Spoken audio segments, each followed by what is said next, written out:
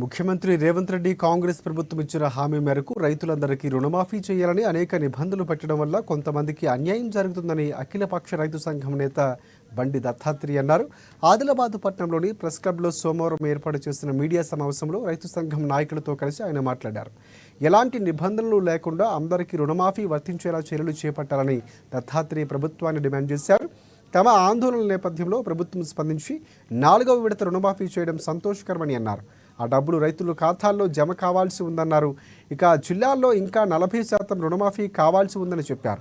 వాస్తవ లెక్కలు ప్రభుత్వం చెప్పాలన్నారు.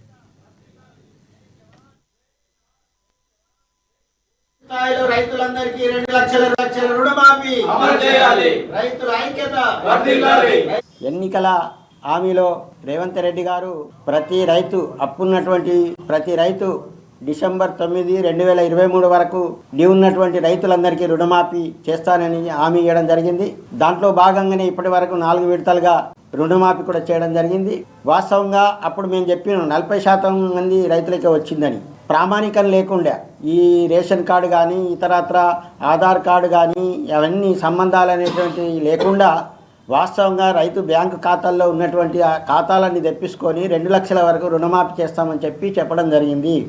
కానీ అనేకమైనటువంటి ప్రామాణికాలు పెట్టడం వల్ల రైతులందరికీ ఇప్పుడు రాకపోవడం అనేటువంటి శోచనీయం.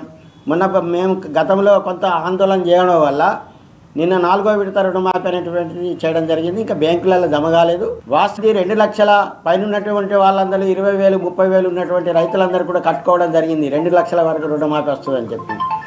అందుకని ఆ పద్ధతిలో చేయాలి. భార్యాభర్తలు ఇద్దరికి ఉంటే భార్యాభర్తలు ఇద్దరికి కూడా 2 లక్షల లోపల ఇవ్వాలనేటువంటిది చెప్పిండు. 2 లక్షలు ఆశించినటువంటిది 55,000 రావడం జరిగింది. ఇంకా 35,000 అంటే రాష్ట్ర వ్యాప్తంగా 60% వచ్చినట్టే